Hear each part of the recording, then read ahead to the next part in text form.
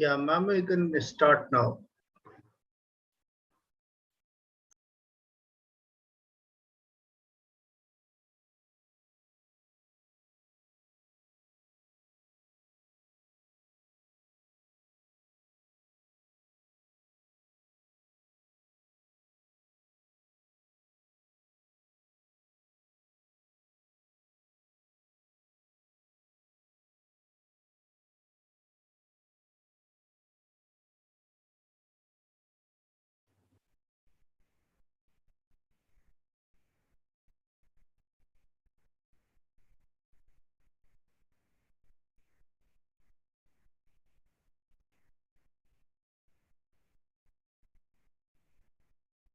Good evening, everyone. Shall we start?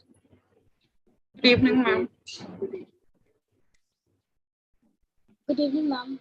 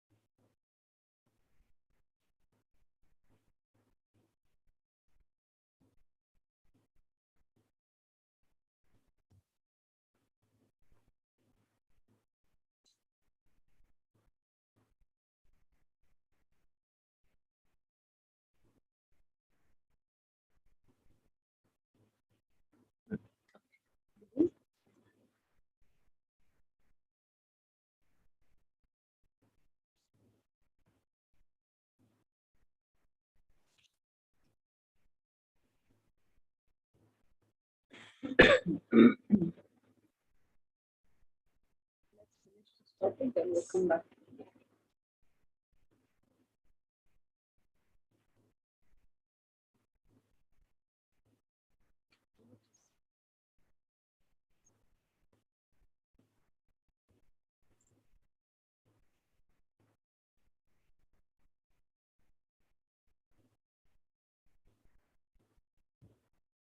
Okay, we were discussing this one, right? Yes, ma'am. Yes, ma'am. So we had talked about interpretation of time, we have talked about interpretation of space and non-verbal communication. Right. So any thoughts on non-verbal communication? How does it play a role in cross-cultural communication? Ma'am, by greeting or non-verbal communication, like how you are seeing anyone, or sometimes gazing is very difficult. कुछ लोग बहुत अजीब तरीके से घूरते हैं, तो that would be rude or bad. Or if it is gentle or kind of professional, like you're just seeing his or her face or eyes. I think, ma'am, that could be non-verbal communication, or the way of shaking hand, or the way of greeting. Correct. Good. So you have incorporated almost everything, right? So right from your body language to what kind of clues you give when you're talking to somebody, from your eyes expressions to how you're talking and using your hands gestures, as well as your body language. Everything talks about nonverbal communication. There are very peculiar things that we need to pick up when we talk about cross-cultural communication in this sense. For example, again, like we discussed yesterday about Japan as a country. So Japan as a country has a different way of greeting people, right? So you need to complete bow down in front of them. It's like their greeting. So what happens in organization is when you're traveling from 4 different countries, or you're getting a chance to travel from company side, that means you're a representative of that organization for other organizations, or maybe your own peers in other countries. So it is always a good gesture. It is always a good feeling that you learn certain things about different countries that you're going to, and start at least adapting to the normal etiquettes, right, that we call. So these are also called business etiquettes. This is also called non-verbal communication. This is also called cross-cultural communication. Right? Very important thing that you pick up all the important cues. So like, for Japanese, it is going down. For US people, it is handshake. Some countries do not really believe in handshakes. If you move towards UAE and Saudi Arabia, there the greeting is totally different. There is hardly any touch that is involved. So this has to be kept in mind that where exactly you're traveling, read a little bit about what is the kind of language that they prefer. What are the, at least the basics we can learn easily. There are specific trainings that we organize and we run for various companies where people have to move out of country and they have to start living them. These complete trainings are called cross-cultural and business communication trainings because it is the need of the day. So this is all about this particular slide. Moving on to the other one, what are the barriers in cross-cultural communication? So when you start talking to different people with different language, religion, regions, setup, completely demographic and geographically different, these are the things that comes as a barrier. And we have to look into the ways how we can solve these particular problems. So one is starts with national culture. So national culture is the same thing that we start with Lewis model yesterday. Then the perception about that country. So for example, if in many foreigners comes to India, what is the kind of perception they have with them? Usually they call it very culturally rich country. But in between, because of that rapes going really high, we were always in news about the rape. It's not just that in other countries the rape doesn't happen, but it's just that some media were actually highlighting only that part, just to malign the country's name. So this used to happen. So then the perception changed to a very culturally rich company to a very different kind of country altogether, right? So people used to be scared. I remember we were in an organization and that lady had to come. She was from Germany and she said, I'm really scared to come to India. So then, because my organization chose me as HR representative, was that you change her mindset and tell her that how safe we are. So we had a long discussion, just an hour of meeting, purely telling her all the good things about Delhi and how safe Delhi is. Purely on that. So imagine that kind of things are there.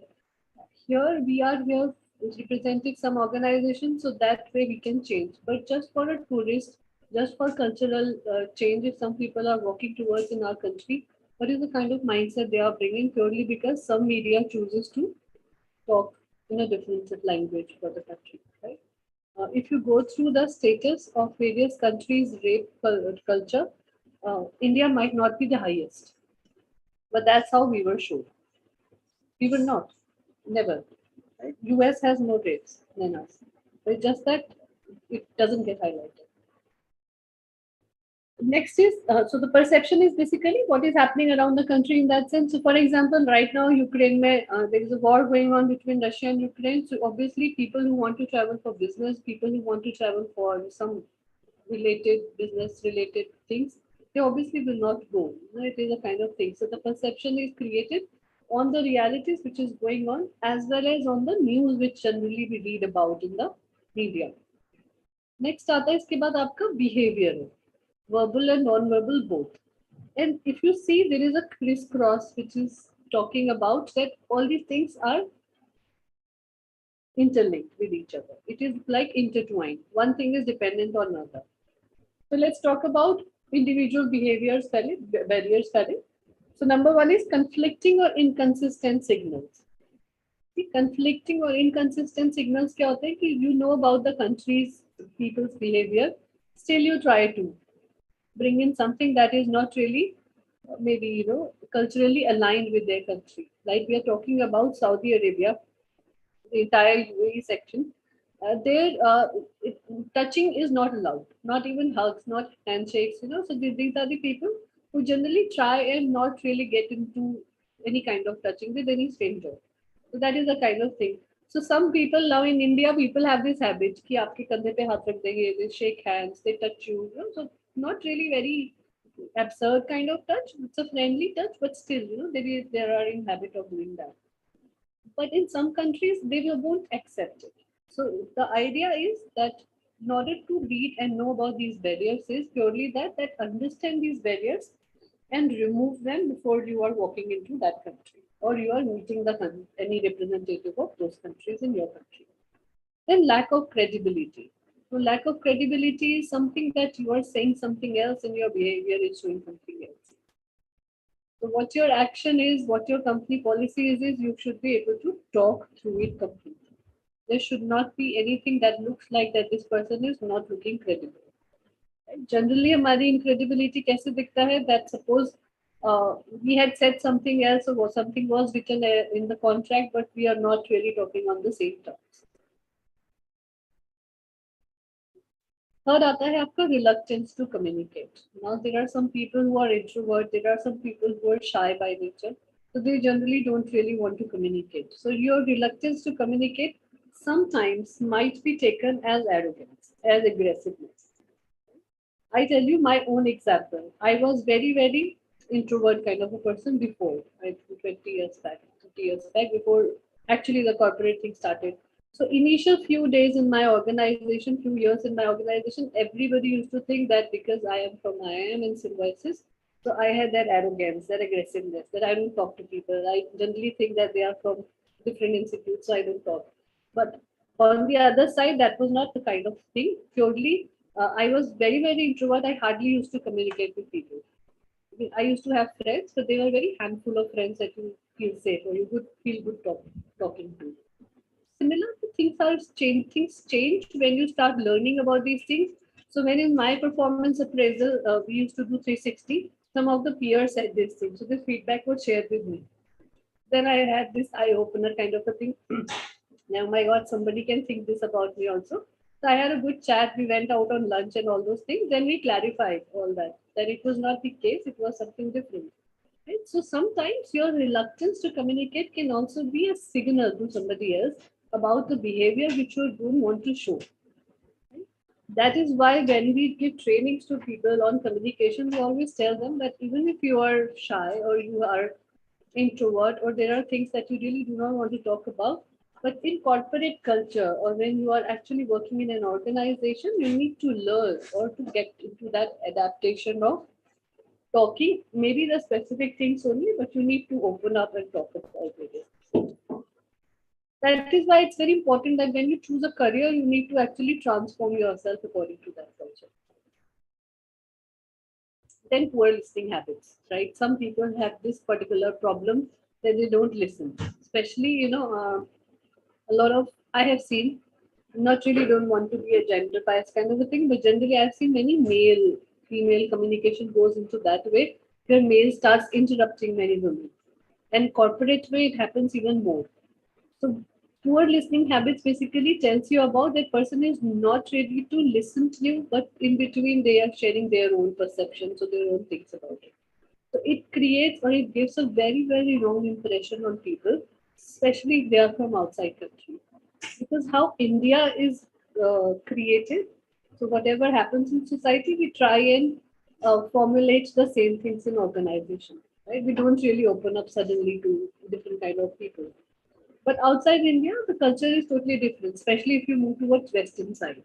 So Germany, US, UK, all Europe, all these countries are a little bit open than what our culture is. So here, poor listening habit is considered as a very, very big question mark on your credibility.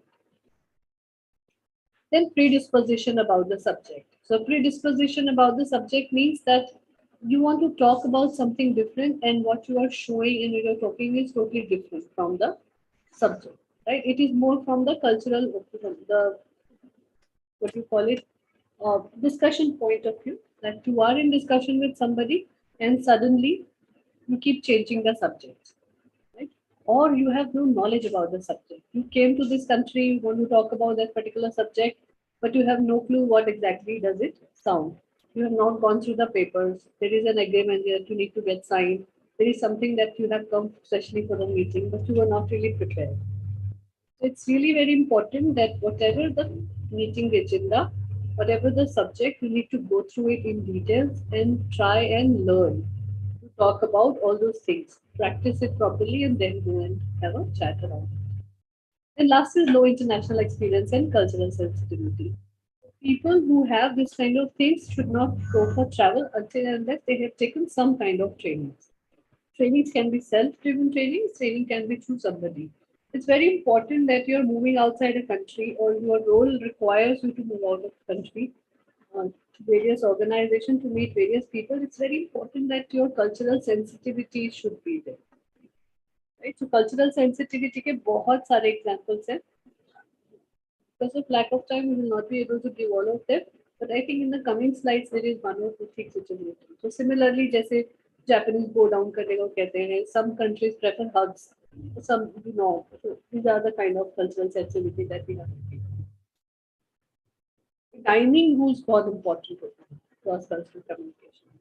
Because most of the time क्या होता है कि meetings हो रही होती है, आपकी global meetings जब भी होती हैं, so lunch, dinner, breakfast कुछ ना कुछ उसका part बन जाता है. That's the kind of culture outside India कि they try and incorporate. They won't let you go out before having lunch or dinner or something like that. And it is pre-decided. So it's very important that as a corporate employee, you need to learn to have proper business etiquettes around the dinner time, especially the fork and spoon wala system. That's very important. हमें नहीं पता चलता था शुरू में क्योंकि training नहीं होता है चाहे आप किसी भी इंस्टीट्यूट में पढ़े हो बट बिजनेस एटिकेट वाला ट्रेनिंग नहीं होता है so you don't know घर में थोड़ी ना हम सब लोग फोक्स और नाइफ से खाते थे कभी भी नहीं so that is not the culture but then you have to train yourself get adapted the first organization itself my first assignment where the German people had my boss was German so he had to come with entire team and when he had to come immediately within I think 2-3 hours I had to learn how to pick up knife and what kind of knife, what kind of fork, what kind of glasses will be there, everything. Because the dinner was in a 5-star hotel, you have to treat them and you were the hostess. So that is the kind of so immediately, these are the things, these are practical reasons I'm telling you that practical things that happens in organization, no matter which area you're working with. And why we are studying in human resource management, all these things is because ultimately it's all about human behaviors and training and how their growth and development should happen when we are having these kind of cultural, cross-cultural communication. Next आता है आपको organizational barriers. Organizational barriers होते हैं where functional language and language differences come. So first जैसे हमने पहली बात किया था कल भी that language barriers create a big problem. It's very important that what you are talking and what you are actually going to talk should match each other. Clearly. Right, semantics again, like we talked about it yesterday. Chronamics ऐसे होते हैं, semantics भी होते हैं. Semantics के अंदर language में आप कहाँ कितना calls ले रहे हैं, कितना देर तक बात करते रहते हैं, what kind of you have in English, what pitch and tone you are using, all the things comes under semantics of language that you need to understand. हम वॉइस क्लियर नहीं है आपकी. Yes, ma'am.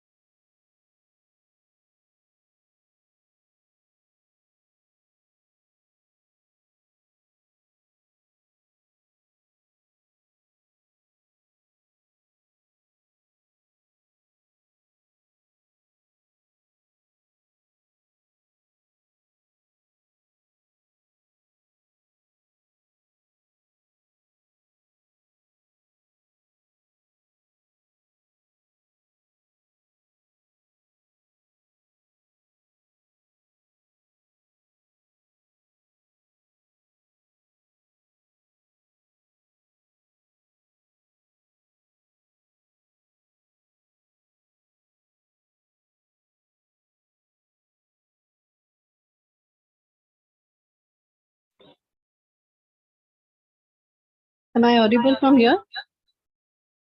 Yes, ma'am. So I'll speak from here and I'll share the screen from here. Okay, ma'am.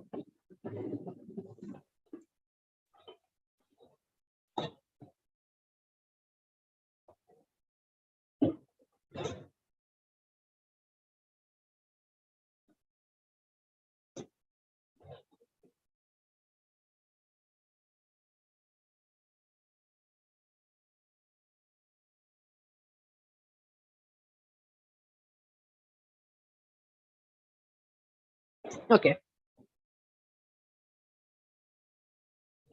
So barriers in cross-cultural communication में अभी where are we? Cultural gap.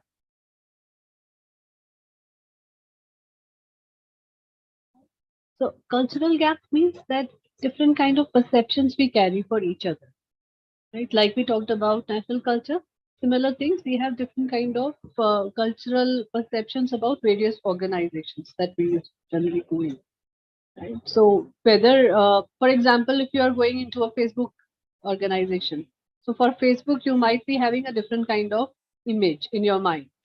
So that is the kind of image that we carry, and that creates a lot of cultural gap in terms of you have not researched about the organization properly, and when you went inside you were actually behaving in a different manner altogether. So it's very important that understanding a little bit about the cultural orientation of organization is a little important thing. And status of power differences, like I told you, that similar thing can happen in organization where people might create a perception purely because of the power status of certain people in organization, that you are from a smaller organization and you have to go and do this meeting in a very large organization.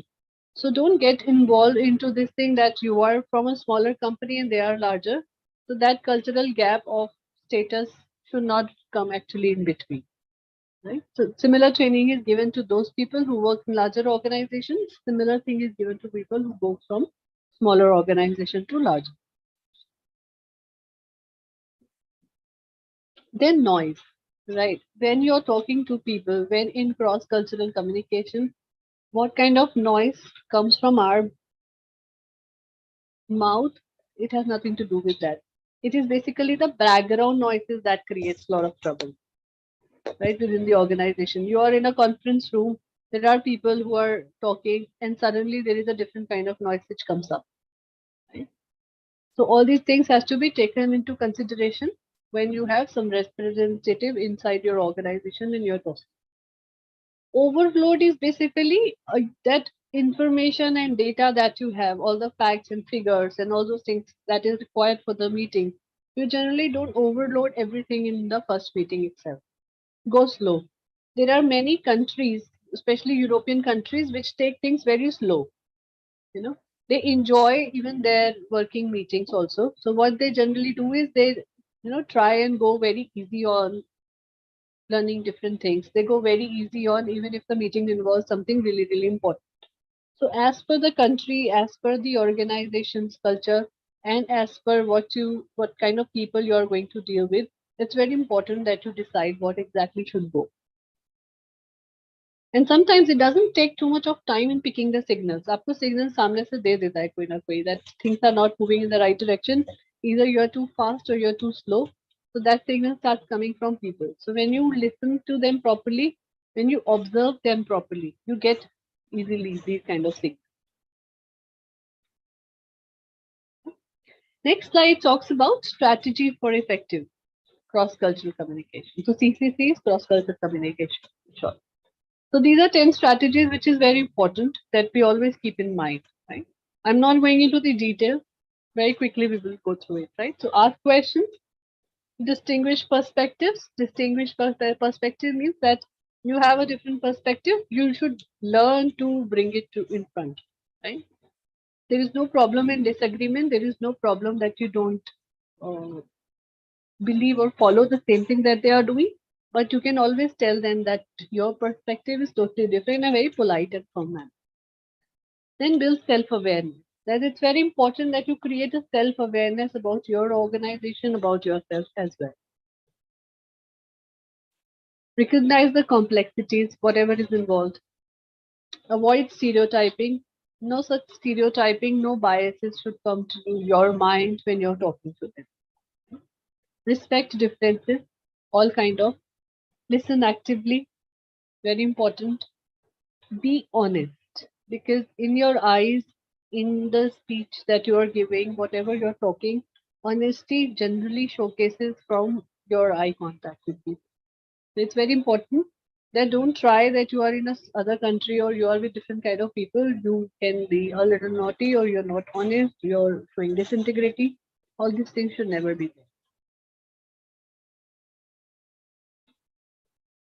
And be flexible, because as I said, different countries have different rules of working. Like when you go to France, France doesn't work on Saturday, Sundays, completely off, no matter what organization you are. It's basically they consider it as a crime if you're working on a weekend. Right? The bosses are not allowed to send any kind of emails, any messages to their superiors, seniors, juniors. Right? So nothing like that is. So Saturday, Sunday, Friday after 6 o'clock, 4 o'clock, whatever is their culture, you are completely on your own till Monday morning. There is no such botheration, all those things. So be flexible, we know about all these things, that is the kind of thing. And they actually consider American very rude, purely because Americans like to work all 7 days now. Yeah, so this is the kind of thing that they showcase. So important to learn about country to country whenever you travel or when people are traveling, so that you get to know about their cultural beauty. Watch a lot of programs which are there, maybe on Netflix or all those things. These programs give you a lot of insight about. If your role is like that, once you watch these programs, so it actually gives you a lot of information about the cultural orientation of this or country. All right, so how do we handle cultural differences? Now we talked about barriers, we talked about strategies. It's time to talk about the solutions. So do your homework about the culture. Right, that's the first point. Read, get to know, find out, take your sources of information, talk to people who are from India and working in other countries, get to know everything so that your homework is done properly. Second is show respect for cultural difference. Never show that you are superior to anybody. Nobody is superior to us. We are not superior to anybody. Right? So that is very important. Be aware of how others may perceive your culture. Right? बहुत सारे लोगों के दिमाग में बहुत सारी गलत चीजें होती हैं, right? So about the culture of your country, about you, some people try and bully you also around that particular thing. So it's always important that be aware that when they are going wrong, what they are saying wrong, and try and avoid that. Next is find ways to bridge the culture gap. Right? Try and find out. So when you are in their country, you try and find out कि किस तरीके से हम cultural gap को हटा सकते हैं. Language is just one big barrier. If you don't know their language and they don't know English also, in some countries it can also become a problem. Right? That their English is not really that great, and their fluency in their own language is good, and you don't know their language. Right? So try and find out. There are people who love to laugh. People understand certain. When you show honesty in your behavior, people generally have a very good perception about you, no matter the language is different. Then understand their expectations for negotiation process. So it is basically to do with negotiation, because this topic that we are actually doing calls negotiation and calls cross-cultural communication. Because negotiation is very important skill for human resource management to have. And with cross-cultural communication, it becomes even more important. So from that point of view, expectations understanding is very important from both the sides. Next is simple steps. Speak slow, avoid fancy language, keep it simple. Pay attention to potential gender dynamics. Now there are few gender dynamics. कैसे आपको women के साथ behave करना है, how you have to behave around men. So it's very important that you learn certain things about that. Okay? If you sense confusion, always clarify and recheck for understanding. Wherever you feel there is some miscommunication happening, koi confusion hai, you're not able to understand their point, so it's better to get the clarification and recheck. That's all right. Keep it professional no matter how challenging it may get. Right? Some people might show aggressiveness, some people might show attitude, some their behavior might show something different. But from our understanding, from our point of view, we should always keep and try it very formal and professional. फिर cross cultural communication में very important thing that comes is called persuasion skills. Persuasion skills किस तरह के होते हैं? What do you understand by persuasion skills? Let's hear from you guys now.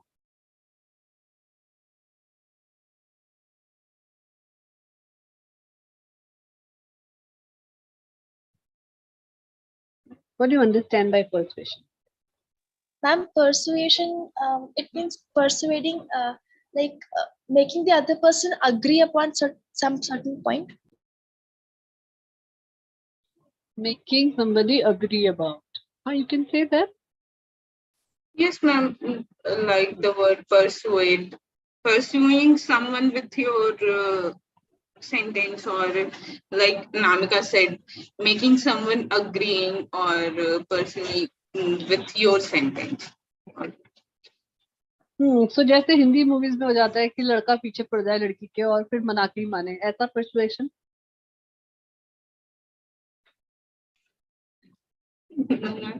And actually Hindi movies show some so creepy things.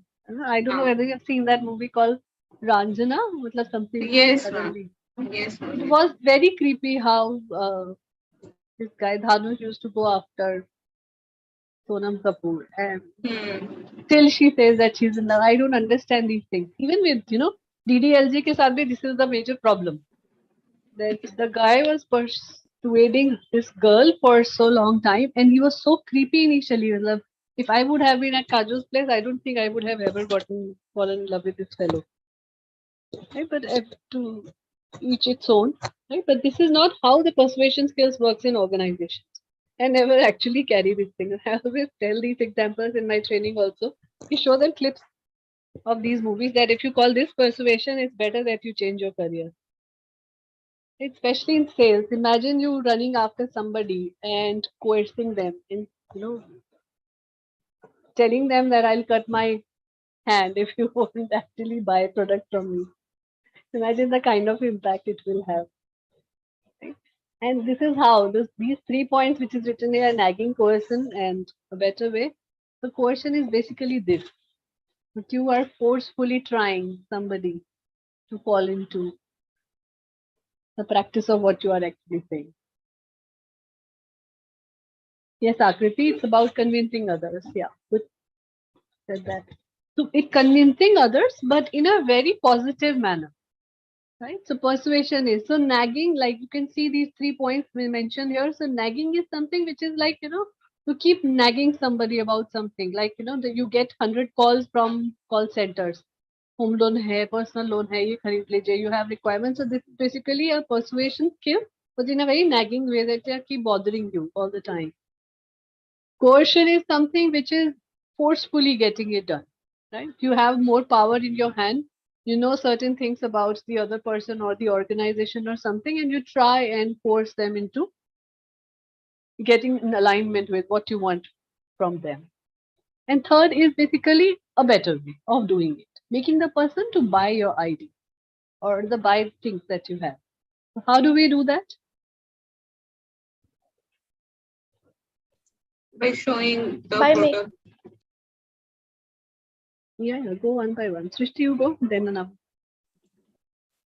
By showing the benefit of any such product or the goodness of any such product. Correct. And don't lie. Most of the organizations, many organizations teach in sales also कि 20% झूठ बोलो तब भी चलेगा. But ultimately what happens is it's a heartbreak for people who are buying your services and products. You lie, you force them in getting into that thing, and ultimately what happens is it actually creates a lack of trust and something goes wrong. So it's always good that you talk all good things about the organization. Don't talk bad things that can be done, but don't lie about bad things. Right? Why we are talking about all these things in HR? Because when you go and talk to some people, especially during the sourcing and recruitment time, you have to talk so many things about the organization. Some people go overboard, talk so many good things about, show them fairy tales about the organization. And ultimately, when these people come and work, they get to know that things are totally different. Reality and fairy tale is totally different. And that's when a lot of problems starts coming.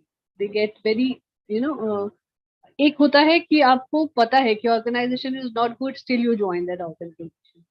But one is that you are showed very good picture and the organization is totally not bad.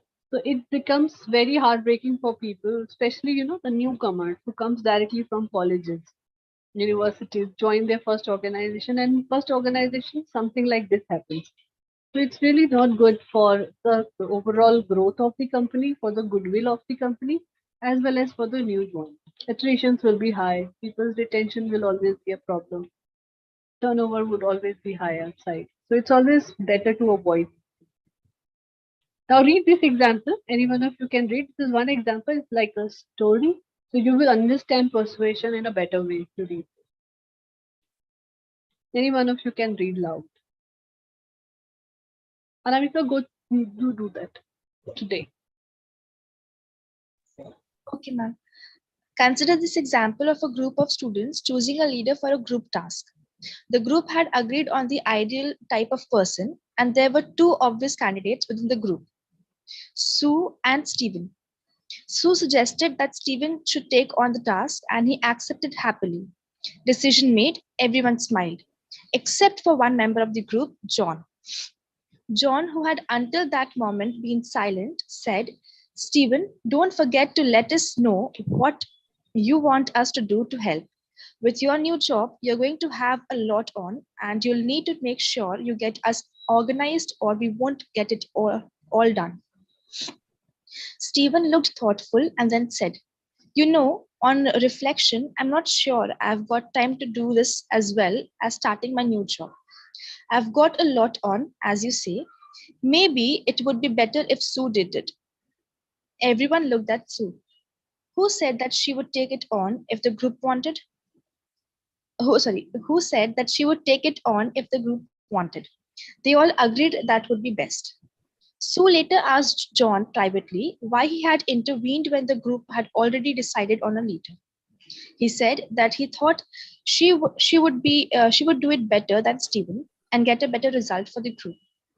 In this example, John had used his persuasion skills very subtly to get what he wanted and created a win-win situation from a potentially unpleasant conversation. Stephen was happy that the group had acknowledged his skills and equally happy that he wasn't leading the task. In fact, at the end, he wanted Sue to lead it without John ever having to risk upsetting him by saying that he thought Sue would do it better. Yeah, so what do you get it from this example? Ma'am, John had a very bad persuasion skill and Stephen did not have any negative impact on him, but this all created a very upsetting condition for Sue because she did not actually wanted to to steal the opportunity from Stephen and have it over to her. But because of John's interruption unnecessarily, Sue had to take up the opportunity. Okay. Anybody else? Any other point of view on that? Yes, ma'am. In this example, it said कि John का persuasion skill अच्छा था, right? Persuasion, yes. But I agree with Namika. It was not good. It was going smooth, but in the end, it was kind of rush or not smoothly ended. कि last में जाकर के team leader चुनने के बाद फिर change करना. It was not good persuasion skill or persuasion thing done by John.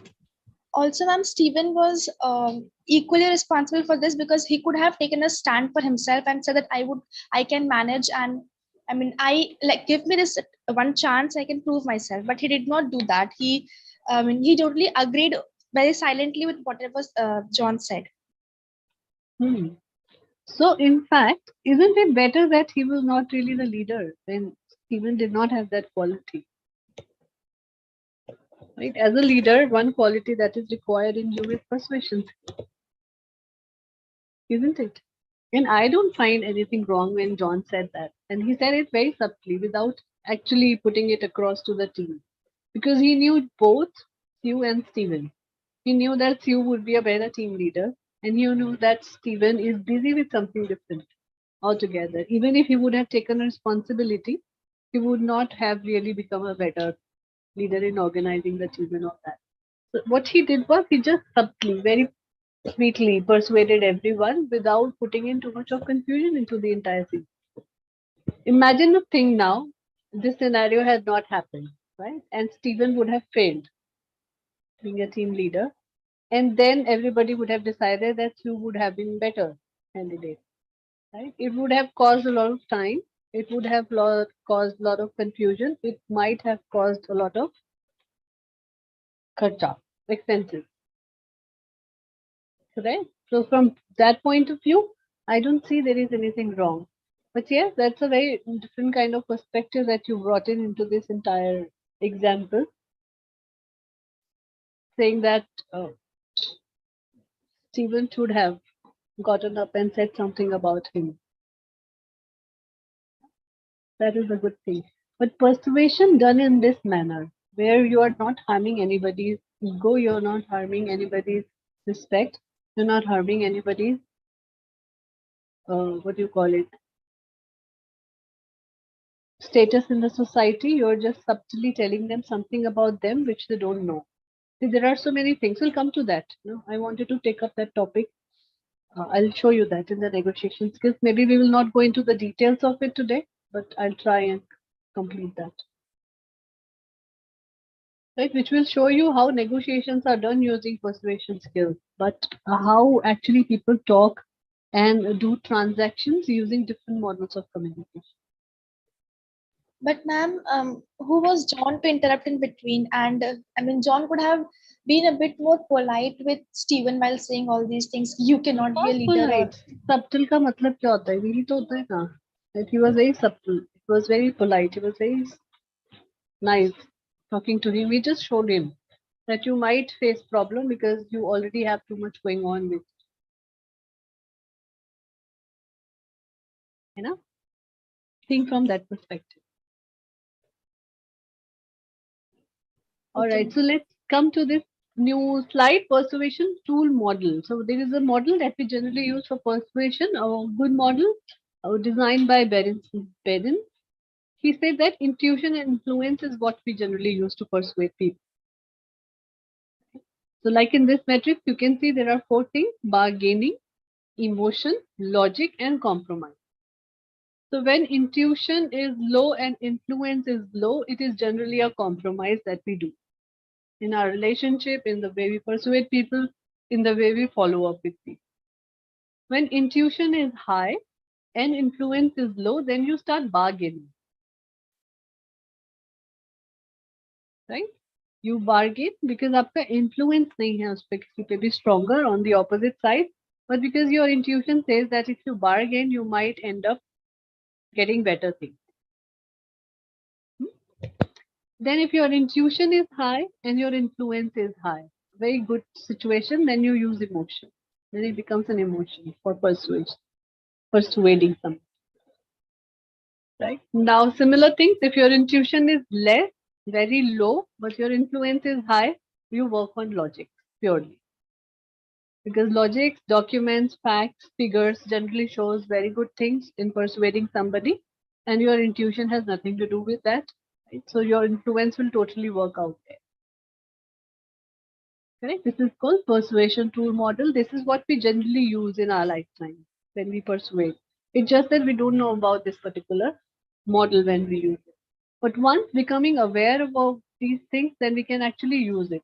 There are organizations now who takes training on building intuition also.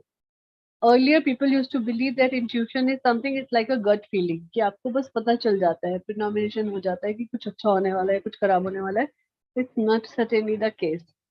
It has linked with scientific measures. It has been linked with scientific research. It says that intuition can be built up better in any human being through various trainings.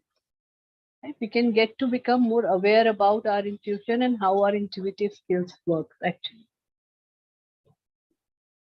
So the higher the intuition, higher the influence you can have, higher the emotional involvement you will have with that organization or in that particular deal for which you are going. Now persuasion ka another model is called William McGuire's model of persuasion. It has 6 steps. Right? Usually you will see these persuasion skills very clearly shown in marketing and advertising. Right? Like you see a lot of television advertisements. All these advertisements actually show this particular model at a lot of times. How they show it? They give you an exposure and presentation of the product. Second is they take your attention and awareness towards that product or service. Third is they comprehend, give you an understanding what exactly it is like using the product, what are the features, all that. Uske baad aata hai acceptance. That you start accepting those facts, figures that has been shown to you. Then retention.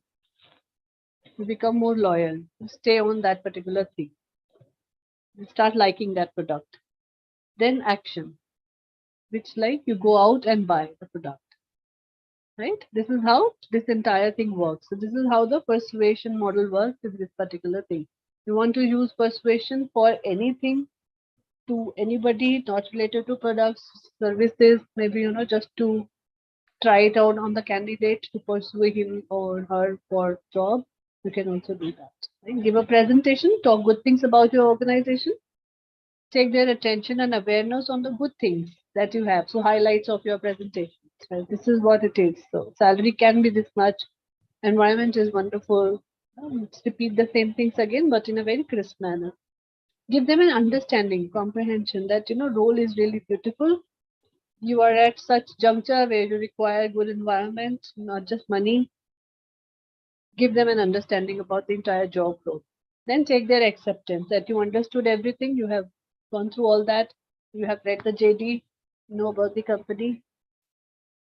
Keep calling them, pursuing them, telling them about their retention, about the organization, that they stay at least at the time till the time of the interview has happened, and then action.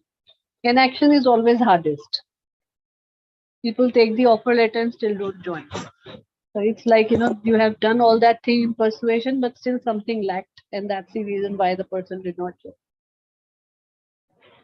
Now, barriers to successful persuasions are thinking that you're better at persuasion than you are, and therefore failing to hone your skills. हमें सबको लगता है कि हम बहुत अच्छे हैं persuasion में, but sometimes we fail and we don't accept that failure.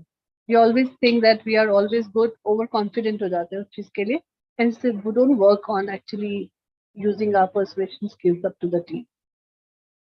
Sometimes we try too hard to persuade. Wherever we go, try too hard to persuade means we become desperate. All kind of desperation brings in negativity, always. Third is failing to put in the effort required to get what you want. Right? If you want something, what minimum is to be done is to put your efforts and 100% effort. Even after putting 100% efforts, things doesn't fall in place. That means they were not meant for it. But most of these things will come into place when we're talking about this thing in organizations pursuing something. Talking too much always creates problem. It's always good that you stay crisp, clear on the topic, subject, know about it. Not too much talking about different kind of things during your formal talk is always create confusion. Getting too desperate is also not good. Making assumptions about your audience is also not good. Being afraid of rejection, right? So nervousness, underconfidence, all these things start showing when we are afraid of rejection. So don't keep things in your mind that you are going to be rejected. Don't prepare yourself too hard on that. Otherwise, what happens is you become afraid, and that shows in your pitch. Whenever you are talking to somebody, it starts showing that. So that nervousness, this underconfidence, that fear, insecurity, all these things start actually showing.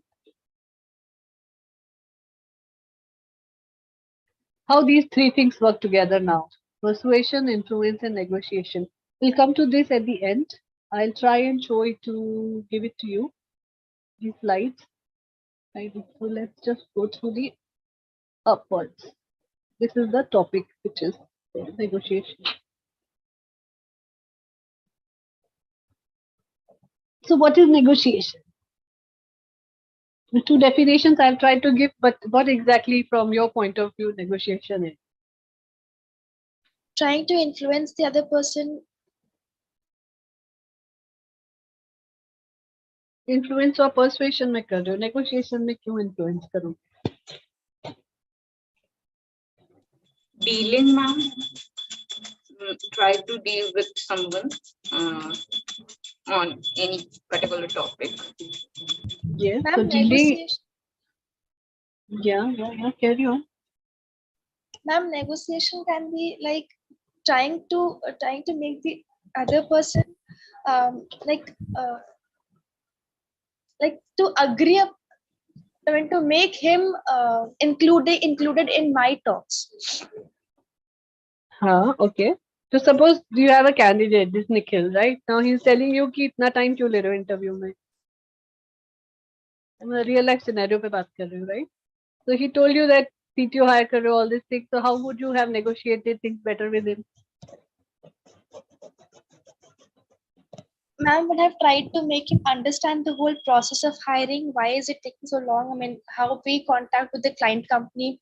Then when they reply, I mean, how much is the average time within which they give a reply? Then how we connect with the candidate, I mean, with him, and then send replies to him, and like the whole process, the whole cycle. Correct. So maybe not going into that details where you have to tell him the whole process of how the client require. It's just that, telling him or her, every candidate, not just about Nikhil, we're talking about every candidate. Negotiation is so important. Telling them that process requires and takes time. Every organization has their own way of hiring people. Some organizations take decisions very quickly. Maybe in one interview, they make up their mind and say that, okay, we want to hire this person. And some organization may take a lot of time. And hence what happens is that our negotiation doesn't fall into the place where it should, purely because we don't know about the process. Right? So that is the reason why I did not go into the details of the last slide, because it talks about how persuasion, negotiation, and influence can be used together to make your deals go in a very, very positive direction. It can be any kind of deal.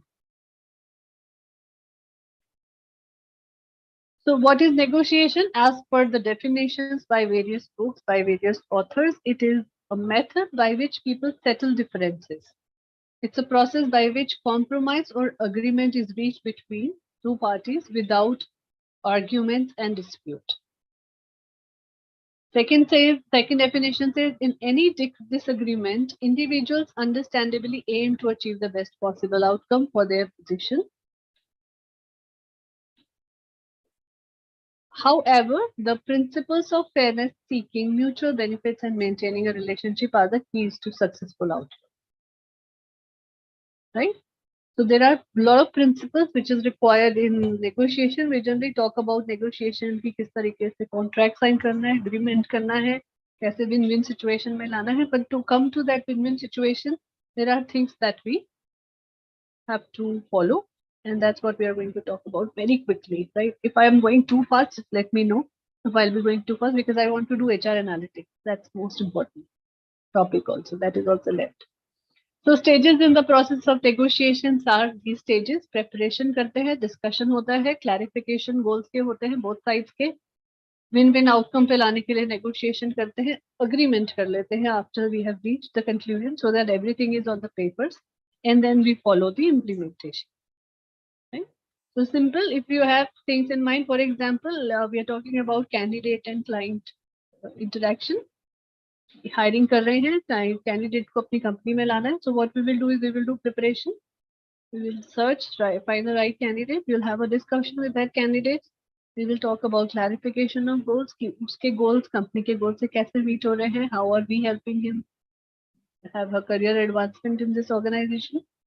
Then we will talk about negotiation, a win-win outcome. That means the salary and other benefits part. he is also happy and the organization is also happy. Agreement, which is a contract of employment, appointment letter that we call, and then implementation, that he comes on board and he starts the work. Right? So this is how negotiation skills in hiring. Now 3 approaches hote hain for negotiation. First one is win-lose approach to negotiation. Win-lose approach generally aati hai when one party has more power, one party is more valuable than the other. Individuals decide what they want, then they each side takes up an extreme position. कोई भी compromise करने के लिए नहीं मानता है. They don't want to actually come to an agreement, and that is why it becomes a win-lose approach. Right? Win-lose के क्या-क्या barriers होते हैं? It becomes a conflicting situation most of the time. Mostly it is dishonest. मतलब dishonesty की वजह से it actually comes to that level where it becomes win-lose kind of a thing. Then it reaches a compromise solution which may not have the best possible outcome because one party is always in loss, and that is the reason why it doesn't reach to a very good outcome. And then agreement is less likely to reach. Second approach है win-win approach. Most of the organization, most of the people, everybody who is doing negotiation generally wants this. That things should be win-win approach. And this is how things should be. That you are giving a chance for other persons to win and you are also winning. So sometimes you have to compromise a little bit in the situation. Keeping in mind that, okay, दोनों एक agreement पे आ रहे हैं, things are actually going in the right direction. Even if I have to compromise by 10%, that's all right. And it's not just one party which compromises. Generally, both the parties compromise. But it becomes a win-win approach. Both the parties also win at the end. They get what they want in the same manner how they wanted it. A lot of resolutions from both the sides to gain, and then negotiators' aim is to work together towards finding a solution that results in both sides winning together. Key points क्या रहते हैं win-win में? Focus on maintaining the relationship. Because it is not just one-time negotiation you are going to do. Sometimes your relationships are more important. We're talking about organization, formal relationship, and that is the reason why you say that it's all right. Even if we are going a little bit compromised right now, we might end up becoming better in the next one. So focus on interests and not positions. So here the interest of both the parties should be on the topic, on the subject for which you are negotiating. That you're both interested in that particular thing and not just your position or the position of ego or status. It's in the interest of the things that you are negotiating for. Then generate a variety of options that offer gains to both the parties. So you generally have that. So carrying on the same example, when you are hiring somebody in the organization and the things have reached to a stage where you are negotiating the salaries and benefits. So suppose your budget says that you can actually go up to 30 lakhs per annum and the candidate is stuck at 31. But you show him that kind of things that, you know, the environment is good, the organization is going to keep him in longer time period, his job is secure, all other things, all good benefits about, plus monetary benefits. You show him that kind of a thing, then I'm sure that 1 lakh would not become a problem for that candidate. Right? So we reach to an agreement at 30 lakh, both the organization and the employee are happy. And then aata hai aim for the result to be based on an objective standard, which is acceptable to both the parties, it is independent to both the parties and can be seen to be fair. Right? So all the goals and objectives which are there in the agreement and in the negotiation, it should be acceptable, should be independent to both the parties. दोनों का अपना अपना उसके अंदर होना चाहिए कि what they want to actually say, what they have their say in this agreement, and it is fair to both the parties. Now this part, very important. It's part of generally psychology. It's called transaction analysis, but it is the root cause of all communications that we have. We are talking about it in negotiations, but it's a part of communication. It is part of presentation. It is the way we actually conduct ourselves on our day-to-day lives. If you understand this part, you will be able to understand how much and where your behavior is causing you problem in general life also. Right? So there are 3 things in psychology which says that we talk, whenever we do a transaction, whenever we do a communication, it comes from three ego states. So these ego states are, number one is parent ego state, number two is adult ego state, and number three is child ego state. What parent ego state says that your behavior, your thoughts and feelings are usually copies from the parents or the parents figure who have been in the society since our childhood. जब हम बच्चे होते हैं, when our personality is actually shaping up from 0 to 5 years of age, it is then when we learn all these ego states from our parents and from teachers, from anybody elder who we start following. And all these things get stored in our subconscious mind. We generally don't use it because we are child. Till we become adults, we don't start actually using all these things. Some people, some kids also start showing these signals initially. They become very caring, they become very, very authoritative figure at a very young age also. But usually people show this parent ego states when they become adults. Second state is called adult ego state. Adult ego state is basically all the behaviors and feelings which are direct responses to here and now. Very logical thing. कि आप अभी में जी रहे हो, you are living in now. There is no preconceived notions about anything. There is no preconceived learnings beforehand. What you are handling, everything is handling in a way that things are coming to you right now. So there is no past, there is no experience, there is no theories behind that. It's as it is at here and now. You have given yourself that much of shape to your personality that nothing has influenced you that much. Learnings have happened. Subconscious mind have experiences and everything stored, but you know how to use and when to use these things in a proper manner. Third ego state is child ego state. Child ego state is basically when you keep replaying your childhood, even when you become adult. Now, some people you will find, and it is very hilarious to see all these examples. In organizations also, you will be able to see these examples. Some people get stuck as their child, because they are very pampered, or they may not have got that much of love in their childhood. So their personality actually shapes up to this level that they become very rigid about certain things.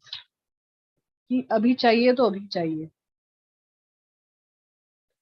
I'm sure when you are in college, you might have some people who still behave in this way.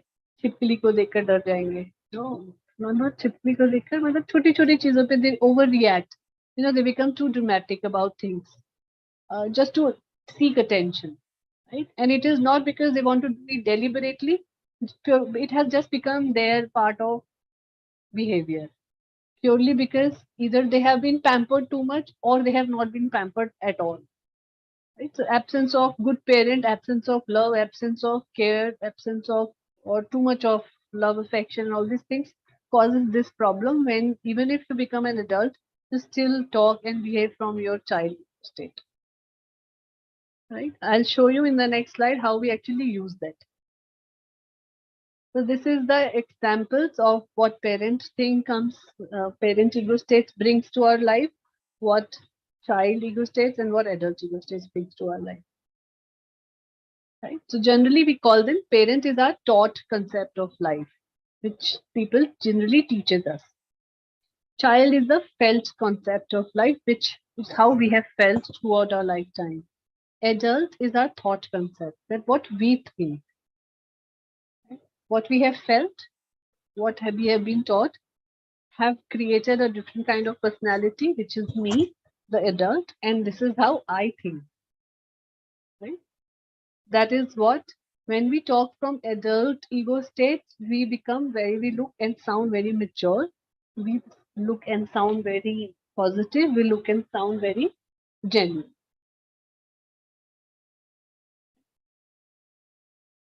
This is how we generally do transactions using communications or negotiations, these three ego states ke saath. So number one example is, you can see that one person is talking from adult ego state, the other person is also responding from adult ego state. That means it's a very good, it's a complementary transaction. Okay? It's a good transaction It is a good communication that is happening between two adult ego states. Right? One person said, "I like your shirt." The response is, "Thank you. It's a new purchase." Simple. Right? Now, example 2 shows that when you're talking from parent to child and child to parent, again, it's complementary, but whether it is correct or not is not really sure. So person's one's response is, "Oh my God, that man on bus was so rude to me." How the parent has responded, parent ego state has responded, "Forget it, it doesn't matter, let's go and get a coffee." So in this example, it is sounding to be really nice because somebody was trying to be children, like a child behavior, but the other person or through which they are communicating, that person has parent ego state. That's why that person says, "Doesn't matter, forget about it and let's move on." Now things start becoming problematic for us when the crossed transactions happen in our life, in any kind of communication that you are having. So if you read in the first example, the first person is talking from adult ego state, stating that "I like your shirt," but the person who has to respond, or the other person to whom he's talking, he says that, "Really, are you making fun of my clothes?" Because his child ego state is there, right? Second example shows when you're talking from, same example, you're talking from child ego state, "Oh my God, that the man was so rude to me." But you get a response from the adult ego state, "I'm not surprised. I just saw how you stole his seat." Okay? It can get rude, it can get too directed, it can trigger responses which is not required. So it's very important that we learn transaction analysis in our lifetime, and we try, even if we are our ego states are still working from child or parent ego states, we try and get it to a state where we mostly are at adult ego state. Having a parent ego state is not really bad all the time. Having a child ego state again is not bad all the time. But it's very important to let your subconscious mind be in control and be aware of the situation where you are. Right? You need to know where you have to show your care and concern. You need to know where you have to show your logic and understanding. You need to be very sure of the situation where you can act like child. All right. Any questions in that? No, ma'am. Transaction analysis is a complete book that we study in MBA. I would prefer, if you have any interest going towards the communication side of HR, understanding more about how people behave and talk, it's very important that you read that book. Right? So one book is very popular. I'll tell you the name of the author if you ever want to buy that.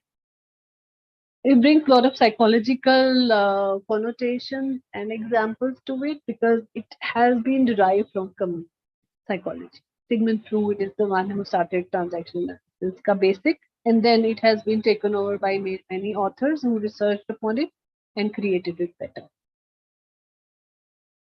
Right now, how to avoid misunderstandings is number one is clarifying individual goals. You have to clearly state the issues, what you have with the other person. Consider all viewpoints and clarify the meaning, that what you want to actually talk and share. Now, how life positions TA के अंदर हम कैसे use करते हैं? This is the matrix which is generally used in transaction analysis. 4 metrics. Number 1 says, "I am not okay, you are okay." The healthy position is basically same. I am okay, you are okay. I am not okay, you're not okay, and I am okay, you're not okay. Right? This is how we work from 4 different metrics. Right? 4 positions generally: 1 down position, hopeless position, healthy position, and 1 up position. Right? Now, using that same ego states, you can actually create and see in this matrix where you end up coming in every communication that you have. When you are in 1 down position, you always think and you always say that you are not okay, but the other person you're communicating is better than you. So they are okay. Right? So what will happen is you always feel helpless towards communication, toward talking to that person in that particular situation. This is generally we end up in that particular situation. In hopeless position, what happens is I am not okay and you are not okay. Both the people and their various perspectives are not okay with each other. This is your perspective of it. And that's when what happens is you know that the negotiation will never reach to a stage where you want to take it, purely because it's a hopeless condition. Both the things are not coming to a situation where any one of is ready to do a compromise, or they are ready to talk from an adult state. I am okay, you're not okay. It is always a one-up position. You're always aggressive. You always talk from a power of authority about yourself. And that is the reason it is obviously not going to end up into a very positive situation. Healthy situation or healthy position is I am okay and you are okay. That both the people should be in a win-win situation. You are happy and I am happy. And both the things create a happy situation also. Now, transaction analysis का another model is called blame model. So with same example, same metric से निकल कर आता है. When you are feeling helpless, you are okay and I'm not okay. It is basically you generally say I am to blame for everything. And imagine in our day-to-day life, this is how we live. हमें लगता है कि सारी चीजों का blame हम ही है, हम ही खराब है. Our insecurities, our fears, our things about the way we feel about ourselves is not really 100% good all the time, and that is the reason why we always remain in that situation. And because we do, a lot of clients we have for life coaching and all that, yoga meditation वाले से बहुत आते हैं. So this situation in life is so bad. Trust me, when we meet people and they do not have confidence on them, on the scale of 1 to 10, 2 और 3 confidence पे वो अपनी जिंदगी जी रहे हैं. Imagine people living at such scale and not getting anything in their life purely because they always keep thinking कि मैं ही सब चीजों को खराब कर रहा हूँ, कर रही हूँ. So you have to bring them from that level to a different level altogether. You have to help them understand all these things, how things work. From, I don't know, from childhood to 30-35 years of age, कैसे वो लोग जिंदगी जीते हैं, किस level पर क्या क्या problems के साथ, what they might have heard from people about themselves, and hence their personality gets into a total change. And why we are talking about these things? Because in organization यही लोग काम करते हैं, आपसे मिलेंगे, and if you start taking them from a different perspective altogether, there are chances that you may never understand them. But when we know about transaction analysis, we know that these people have no control over how they feel. This is how their personality or behavior has shaped up over a period of time, and this has become a habit purely, which can be taken care of. Second आता है you are to blame. Again, a very different kind of a position where you are, I am always okay and other people are never okay. You are always thinking that you are high up and people are never up to your level. So also not really good sign. You're always, again, you are blaming others, but you are always angry with certain people. कि क्यों ऐसा behave करते हैं, why they are not behaving in a good manner, and you will find many bosses like that. There are many people, authoritative figures who are still working from this state. हर आता है we are both to blame. Again, not a good situation. I'm not okay and you're not okay. Hopeless situation बन जाती है. So in order to keep it positive, what you can do is we are both to blame, but let's come to the solution. कहाँ हम better हो सकते हैं? Now, peer negotiations होती हैं organization के अंदर where we bring peers to do the negotiations for us. Right? Not going into the detail. अभी बहुत जरूरी नहीं है. This we have done. Okay, so this is what I wanted to do. So let's take 5 minutes break, come back and join, and then we will do HR analytics. Very, very important. I'll change the PPT in the meantime. Okay, ma'am. All right.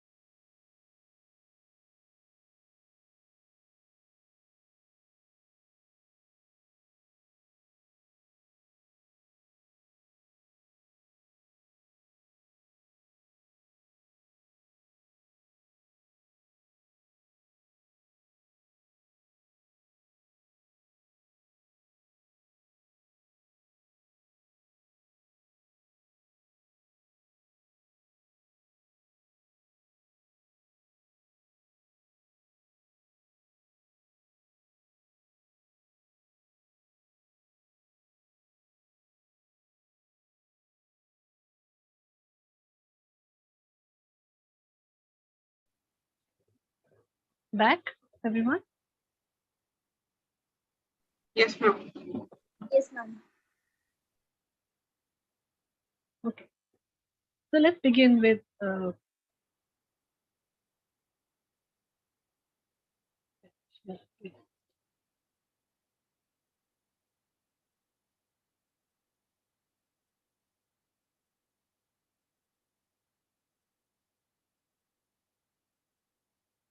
you can see this? Yes, ma'am. Okay. It's a very important topic. I don't know why we have very less time to do this. But this is the need of the like today. Most of the because of technology coming, a lot of things changing in the environment. How things are done in an organization is totally different from how we used to do it. Hence, HR analytics has become a different kind of career outcome altogether. So you want to specialize in HR analytics, it can bring in huge amount of transformation. It can bring in huge amount of great career opportunity for a longer term. Because how HR has started has totally changed through HR analytics and metrics that we use. So again, because of because of the lack of the time, also because it's not a specialization that we are doing in HR analytics, so we will not go into the details. But I will try and give you at least that much of overview which you can use in your day-to-day life when you want to start any job in HR. So let's understand from you quickly, right? What do you understand from these terms, analytics and metrics? How does it bring any value to HR?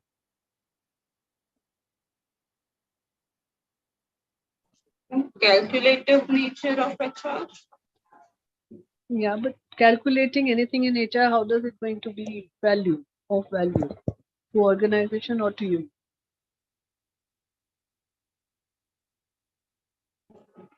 It will be more crisp and clear. I think that is what. It will bring clarity in anything HR is doing or in any goal like we did KRA KPI. So it was metrics that we were so specific with the thing कि ये हम लोगों का होगा goal. So it was very crisp and clear and it was kind of attractive. और अगर उसको वो उतना साफ नहीं लिखा होगा तो it won't be that much effective and attractive. Okay. Anybody else who have their thoughts on why HR analytics and metrics?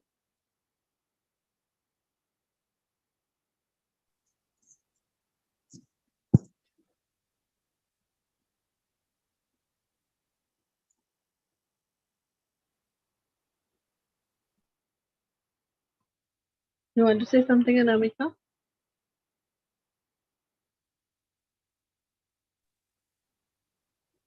बाकी सब क्यों चुप हैं आज? आकृति, शक्ति, अद्रिचा?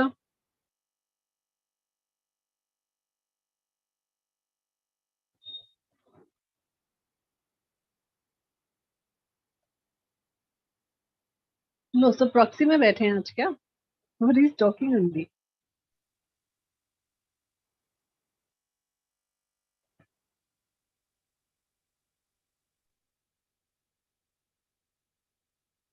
आकृति, I have also network issues. Still देखो solutions पे काम करना है ना, solution निकाला, क्लास पूरी करना था.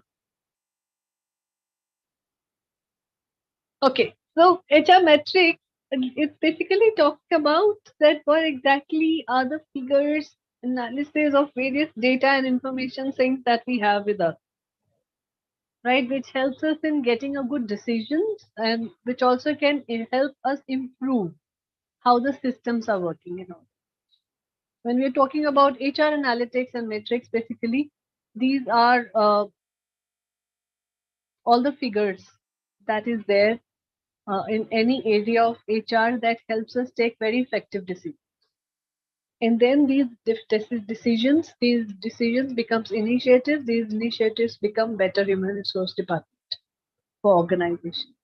Largely, HR analysis and metrics are basically done so that we become as powerful as any other department in the organization.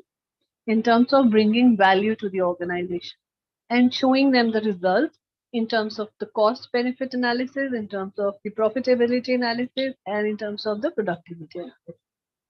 Right?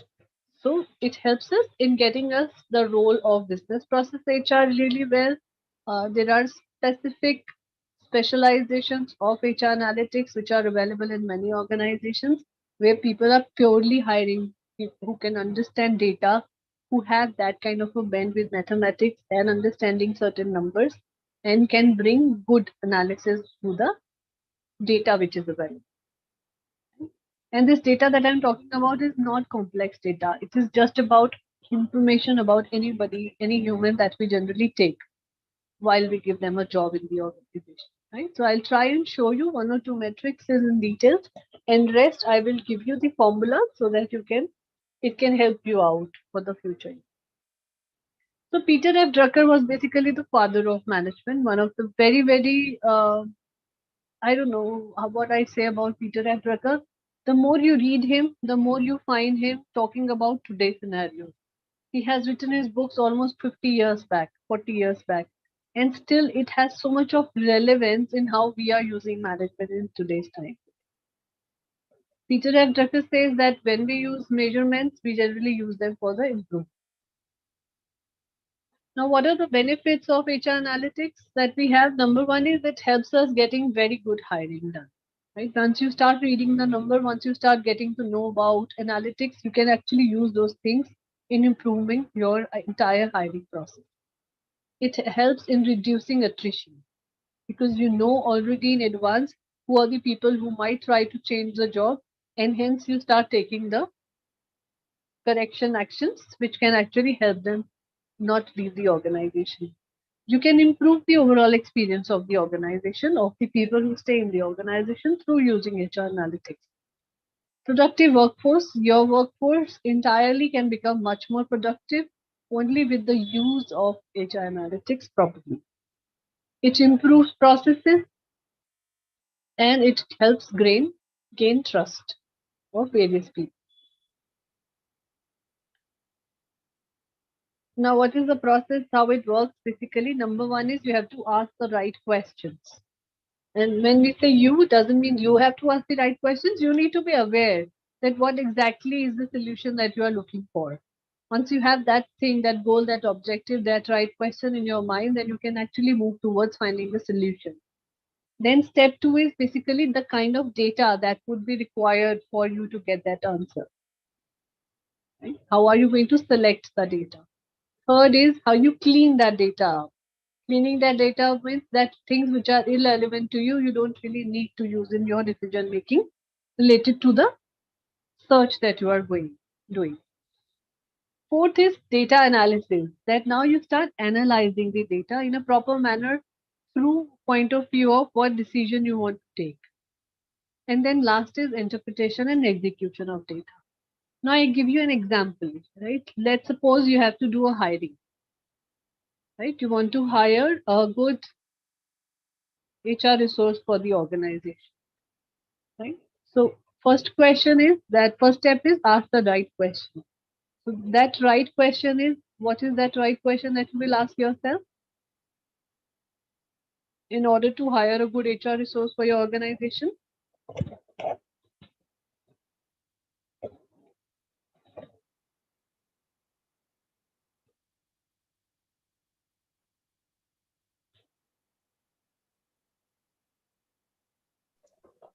What is the post? Means what is the post? Yeah, what not post, but what is the role exactly the person is going to play? So good. So you will ask this particular question, that exact role kya rahega, and that is the reason why you create a job description based on that role. That what day-to-day task, what are the goals that the person will actually help achieve in the organization, all that, right? Because HR role also comes in various ways, different kind of setup, different kind of roles, different kind of things that can go into HR. So as per your organization, you will see what role this person has to play. Second step is data selection. So now what you will do in sourcing the right kind of a person is, On the basis of the job description, job analysis that you've created, you will go and find out only using those keywords. So your data selection is already there that you are going to search. For example, if your organization is in Delhi, so you will obviously look for people who are in and around Delhi, right, for the ease of the entire process.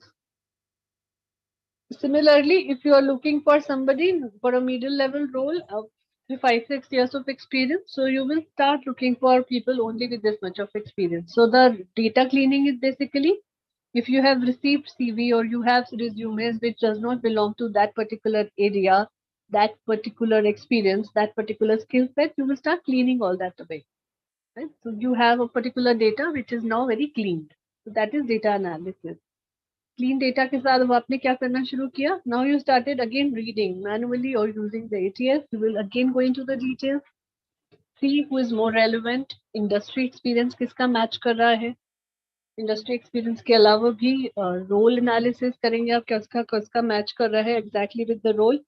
And obviously the education qualification कि कितना relevant है हमारे से. Correct? That's data analysis.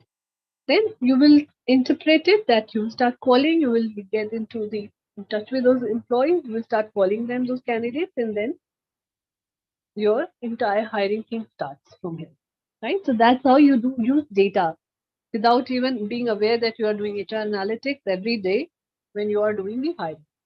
That's how it helps. Most of these places, most of the good organizations use data selection, data cleaning, analysis तक के लिए ATS systems that they have, which is application tracker system, which helps them clean the data easily using the keywords that they have. Correct? Now there are 4 types of HR analytics generally that happens in organization. Number 1 is descriptive analytics. Second is diagnostic. Third is predictive, and fourth is prescriptive. So number 1 is descriptive. Descriptive basically is also known as कि हम जब reporting करते हैं day to day या observations करते हैं. So you have to just find out and not really anything in details. You just have to give a figure कि कितने लोग, for example, आपके पास सारा database है 500 employees का. You have to find out how many people actually belongs to Uttar Pradesh. So what you will do is in Excel में filter डालोगे Uttar Pradesh, so it will come out. So that's descriptive observation and reporting, right?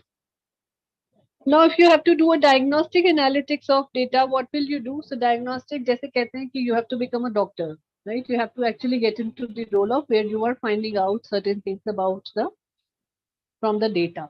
So diagnostic क्या हो सकता है? Problem areas. For example, you have to find out how many people are going to live in next 1 year. How are you going to do it? You will start understanding and reading their behaviors. कितनी छुट्टियां ली, absenteeism rate पढ़ेंगे आप, leave records पढ़ेंगे पिछले 1 साल के, 6 महीने के, 3 महीने के. You will be able to get very quickly that कितने लोग actually absent हुए हैं, क्या-क्या reasons से हुए, उनके reasons क्या रहे हैं. So you will be able to figure out किसका reason genuine sound कर रहा है, किसका reason genuine sound नहीं कर रहा है. Then predictive analytics. Predictive analytics are much more crisper, gives better results. It's like, you have to figure out how many employees, what is the employee turnover, what is attrition rate, what is the total HR cost I am bearing today. So all these things. Then prescriptive. Predictive analysis also helps you take decisions for future. For the data that you have in hand currently, for example, in manpower planning, predictive analytics is used. You know what is going to happen. You have the resignation. A lot of people are going to leave. How many people you need for the organization? How many people have left after the appraisals? So all this data, using that, you will predict how many people are going to leave, what is the kind of employee turnover is going to happen, and how you can actually ensure not have that much of turnover and turn around the entire situation. Last आता है prescriptive analytics. Prescriptive analysis is like understanding कि आपने कोई training program किया organization के लिए. So what is the effectiveness of this training program? Right? जैसे हम prescriptions लिखते हैं doctor, so it's very prescriptive that problem था, उसका हमने solution दिया. Now after the solution, what exactly is the result? Right?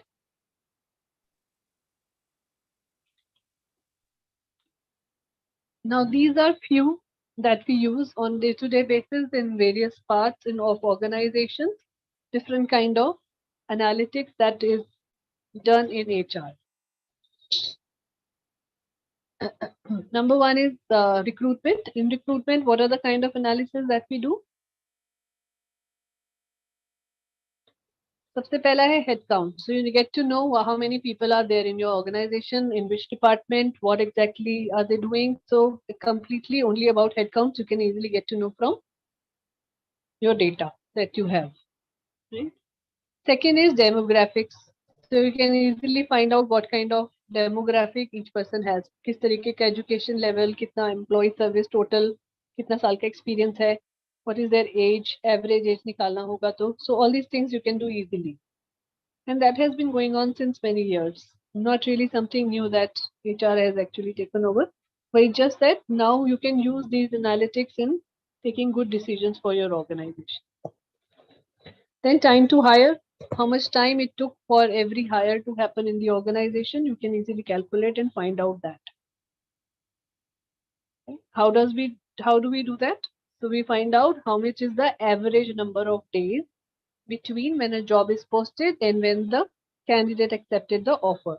So you can actually do this analysis for each position which is open in the organization and see which of your recruiter, which of your person is actually doing a good job of hiring people in lesser time and people who are taking a lot of time.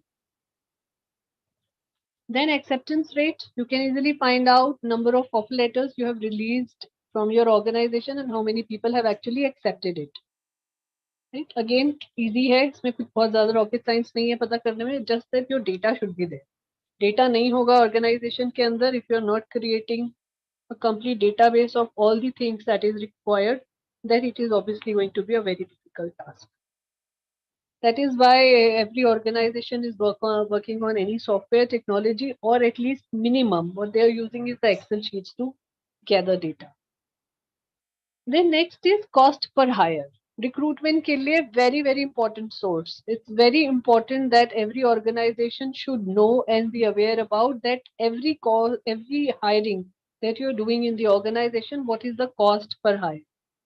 If you won't even know कि आपका budget क्या था और आपने कितना पैसा खर्च करके एक source को लिया है, then obviously you will never be able to find out why so much of funds have gone into you from your HR. Next आता है time to productivity. Time to productivity is basically that how much time it takes for new hires to become acclimatized to your organization. Like we talk about, after orientation and induction and onboarding, it takes few months for people to understand their KRAs in a proper manner. हर एक को कितना time लगा है, how much time people have actually spent. So through that, you can actually find out what is the time of productivity each employee has taken. Then new hire turnover. So every new hire, how much time they have taken for productivity and how much is their contribution to the organization, you can easily find out from using HR analytics in recruitment. Then आता है employee engagement and retention. For what kind of analysis you can actually do in employee engagement and retention. So number one is employee satisfaction. You can find out easily what is the kind of employee satisfaction rate. Like we have talked about, you can conduct surveys and then the result of the surveys are basically the data that you require. Reading that data and understanding from there, you have to learn about how to use that analysis in the system, in the organization. Then total turnover rate. The total turnover rate क्या होता है? The number of employees who leave your organization within a given period of time divided by the average number of total employees. So that means multiplied by 100 percentage आ जाएगा आपका. That is called total turnover rate. Then voluntary turnover rate means people who have left your organization voluntarily. That means they have nothing wrong. They don't feel that organization is bad or something. They just leave your organization because of certain reasons behind that. Then talent turnover rate. Talent turnover rate is basically बहुत ज़्यादा आपके जो high performance employees होते हैं, high potential employees हैं, why do they leave your organization? You need to study that data because it's very important, integral part of every organization that they need that the high potential people who are performing good, people who can turn into a good leadership position tomorrow, people who can be taken into consideration, giving proper development programs, and can be created into a very valuable part of the organization in the later stage. So it's very important to understand and know the reasons why your talented employees are leaving the organization and what you as an organization can do to stop them from doing that. Then retention rate. Retention rate is basically the opposite of your turnover rate. इसका meaning है that how many people are actually leaving the organization and how much you can actually let the people do so that they can stay in the organization. Retention rate कैसे निकलता है? That you study the people who have stayed in the organization for a longer term period and what are the reasons behind that. You try to analyze that so that you can inculcate, you can actually create the similar kind of, imitate the similar kind of things for the other employees. If 300 may say 240 employees have stayed for a longer period of time, they are happy, content, satisfied. What good these 240 people are doing so that you can implicate the same thing again, and that 60% of people are also not leaving the organization. Last इसके अंदर हम पढ़ सकते हैं retention rate per manager. हर एक manager के अंदर how many people have stayed for a longer period of time, और कौन मैनेजर ऐसा है जिसके अंदर के लोग बहुत जल्दी कंपनी छोड़ के जाते हैं. So that you can actually study and see that which manager is actually causing or maybe a cause of a problem for not letting people stay in the organization for a longer period of time. Same ऐसे analysis हम कर सकते हैं leaves and absenteeism study करने के लिए. Number 1 is absence rate, फिर absence rate पर मैनेजर, जैसा अभी हमने बात किया, किस एम्प्लॉयज के अंदर, किस मैनेजर के अंदर के एम्प्लॉय ज्यादा जल्दी छोड़ के जाते हैं या ज्यादा छुट्टियां ले रहे हैं. And then overtime hours. Are there employees who are actually not going home for a lesser work period? जाते ही नहीं हैं, बहुत काम कर रहे हैं, एक्स्ट्रा टाइम ऑर्गेनाइजेशन में दे रहे हैं. So you have to read about this analysis of why people are staying in the organization for a longer period of time and what you can do actually to stop this habit. Because ultimately it might cause into a bad health and then absenteeism is going to cause a little more problem. Then performance and productivity, revenue per employee. You can calculate how many employees are giving you what exact amount of revenue in the organization. Then their performance and potential. There is a 9-box matrix that we study, which generally gives us an analysis of what kind of performance, what kind of potential, and how are they really effective for longer term period in the organization as per their performance and potential. Then employee performance.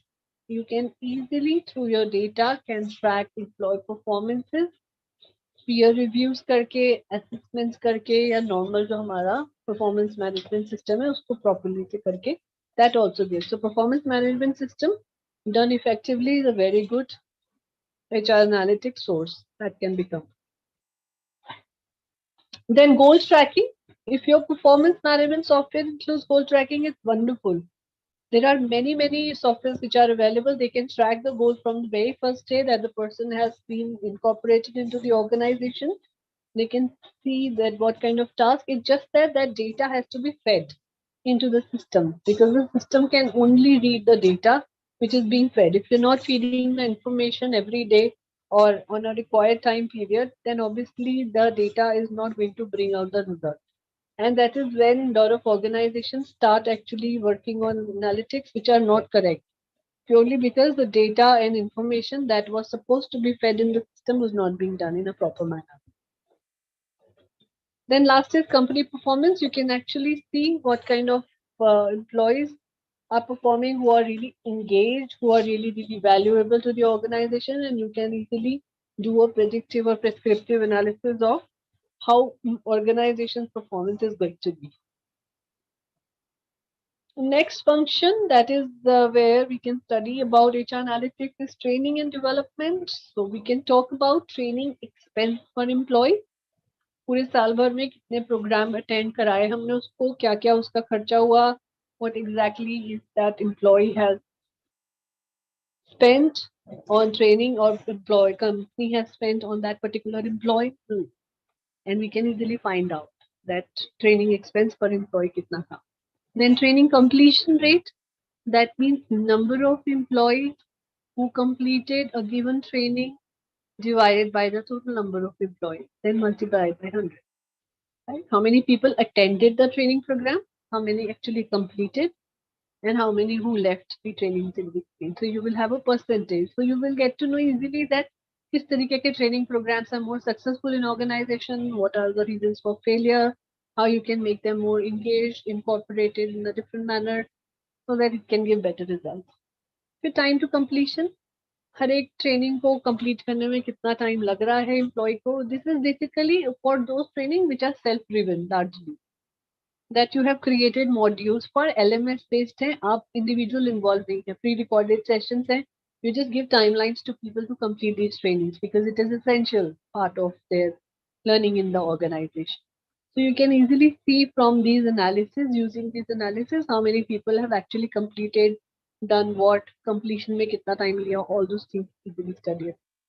And then training effectiveness, obviously, like we have talked about it, using any of the models, Kirkpatrick and all that, you can actually easily see analytics of how much assessment every person have got over a period of time, what is the kind of change that you have seen in their skill set and their behavior, and how much are they actually able to do for the organization. Next, a complete human resource information system. Human resource information system again is totally depends upon आपने Excel sheet पे बनाया हुआ है और you have taken a technology or a software for your organization. It can give you n number of data. It can give you n number of metrics and analytics. जो भी आप जानना चाहते हो, the reports can be given out totally depending upon the choice of technology you have, the type of software that you have installed. Right, so right from ratio of HR employees, professionals to employee, cost per employee, employee participation rate in learning software, ROI of HR software that you have incorporated, कितना successful है, लोग use कर पा रहे हैं, नहीं कर पा रहे हैं, what is the benefits, all those things you can study. Lifetime employment lifestyle analysis के अंदर क्या क्या चीजें आती हैं जहां आप analysis कर सकते हैं. So starts from your employee life cycle, जहां हमने ट्रैक करना है, assess करना है, select करना है, which is your recruitment and selection. You can use HR analytics there. When you are bringing and hiring and onboarding them, then you can use. You are supporting and developing them, then you can use HR analytics. You are engaging and performing, then you can use. You are promoting or sustaining them for longer period of time, then you can use HR analytics. Exit कर रहे हैं, then you can use. This is how entire life cycle of human being in an organization can be mapped through HR analytics. Yes, Rishti. It is optional, like it's not compulsory in the organization right now. No, it is complete. Everybody is using it. Every organization. Optional is for people. For example, we are studying this course. So whether you want to create a successful career in HR analytics or not every HR is using analytics. HR analytics is there in every organization. There are specialized people who are being hired to do this particular job. But whether suppose you join as an HR executive in an organization, they ask you how good you are, what are the specialization, what are the areas you love about HR. So you say, let's say training and development and hiring, PMS, but right. So HR analytics के लिए you need to have that love for numbers, understanding numbers. किस तरीके से आप analysis कर सकते हो, playing with different formulas, कैसे formulas derive किया जा सकते हैं, all those things. So not really difficult. One, because technology is here to help you out. Second is that it needs a little bit of logical mindset to do HR analytics. So it is being done, but whether every HR wants to do it or not is totally up to them. Okay, ma'am. Examples क्या क्या है workforce analytics and planning के, कहाँ use होता है. अब simple हमने एक एग्जांपल लिया है कि वर्कफोर्स एनालिसिस जब हम करते हैं वहां पर हम कहाँ यूज कर सकते हैं इन एनालिटिक्स को. So where do I source my best talent from? You can actually find it out from your workforce analytics. कि कौन से सिस्टम से आ रहा है. फॉर एग्जाम्पल पास्ट में आपने हायरिंग की है, naukri.com ने बहुत ज्यादा आपको हेल्प करा है. So you know that you from data that you have stored for 2 years, it will give you the exact result कि किस source से आपने सबसे ज्यादा hiring की और successful भी रही है वो hiring. That means people have stayed for longer term period. So you can easily get to know from that analysis that which source is a good way of bringing more talent. Then are we retaining our best talent? That also you can study really well. Who is at risk of leaving next? कौन से employees हैं जो हमें थोड़ा सा triggers दे रहे हैं या signals दे रहे हैं that they are planning to leave the organization, so you can easily do that. Then where can compensation cost be saved? How can save on compensation cost? कहाँ extra खर्चा हो रहा है organization का?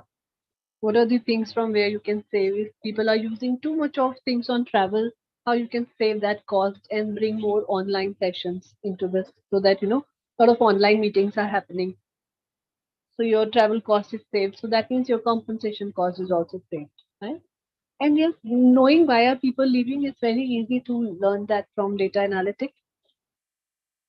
Do we have to pay for performance culture? Very important to bring in that kind of a thing that you're paying people to put effort, or you're also paying them for doing 100% of their performance, right? Other than the other people. So incentive-based culture कैसे लाया जा सकता है? That also will help through workforce analytics and planning, right? So this slide, if you go through in details, will give you good examples. So now some examples how you can calculate certain ratios, certain formulas, using certain formulas, how you can actually find out certain things in your organization, which are very, very easy. Number one is monthly turnover rates. Monthly turnover rates, matlab how many people have left in 1 month. So number of separations during the month divided by average number of employees during the month into 100. Right? उस month में आपके total employee कितने हैं और कितने लोग छोड़ गए हैं, that gives you the figure. Then application completion rate. अब some people आपने career section में website पे job डाला है कि ये jobs open है. You will ask people to apply to the jobs directly. You will can easily read it out also कि कितने लोगों ने application पूरा fill किया है, किन्होंने बीच में छोड़ दिया. And you can get to know about application completion rate also. Candidate callback rate. आपने कितने लोगों को call किया, number of people who have called you back. Easily findable. Revenue per employee, total revenue divided by total number of employees in the organization in that particular month or year. फिर average employee age, total age of employees divided by total head count. Training time per employee, total number of training hours divided by total number of employees. Cost per hire is equal to total internal hires plus total external hires divided by total number of hires that you have done. Correct? So these are few formulas that you can use easily. Not really difficult to understand HR metrics and analysis, right? Yes, ma'am. Yes, ma'am. Okay. Now this is Gartner's model. He says these 4 methods are very important. How they use it, Gartner have used is that on the basis of value it brings to the organization and the difficulty of finding out, you can actually use these 4 analytics in your organization on time to time basis. Descriptive, जैसे उन्होंने लिखा है कि information देता है purely, can be used for that कि क्या हुआ है, what happened purely. Diagnostic क्या value देता है, why did it happen? So if you're finding out why something has happened in company, you can do diagnostic analysis. Then predictive is basically what will happen in future. So like workforce planning, how many people would be required in the company in the next few years. And prescriptive, how can we make it happen? How can we sustain people? How can we retain people? What are the things that we can do? So these 4 kind of analytics can be used at various stages in organization, and it has all 4 have different kind of results that they can bring for your organization.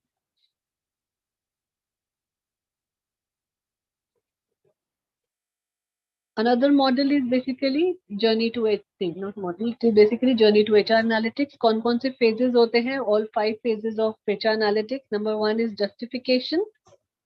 2 is measurement. 3rd is effectiveness you're finding out. 4th is value creation. And 5th is the impact that it is creating for the organization. So phase 1 talks about justification, means कितना human capital investment लगा है, data collection कैसे कर रहे हैं, reporting structures क्या है, efforts कितने डाले गए. Measurements मतलब क्या metrics define किए हैं, that you already know. जैसे हमने individual के किए थे KRA KPI में, metrics define, this is how we do for the entire thing. HR scorecards and dashboards बनाते हैं, leadership accountability देते हैं, standardization करते हैं and celebrate करते हैं improvement. Then effectiveness, key performance indicators क्या है हमारे, वो पता करते हैं what is the highest effectiveness that a human can bring. Process improvements कैसे हो सकते हैं effectiveness के अंदर, expanded organizational accountability कैसे ला सकते हैं. These are how analytics is actually used in the organization in 5 various stages. पहले आप क्या करेंगे, सेकंड टाइम आप मेजरमेंट करेंगे, इफेक्टिवनेस आएगा, क्या करेंगे, वैल्यू क्रिएशन करेंगे लोगों के लिए, एंड देन लास्ट में आप उसका इम्पैक्ट ओवरऑल ऑर्गेनाइजेशन के ऊपर किस तरह आएगा वो करेंगे.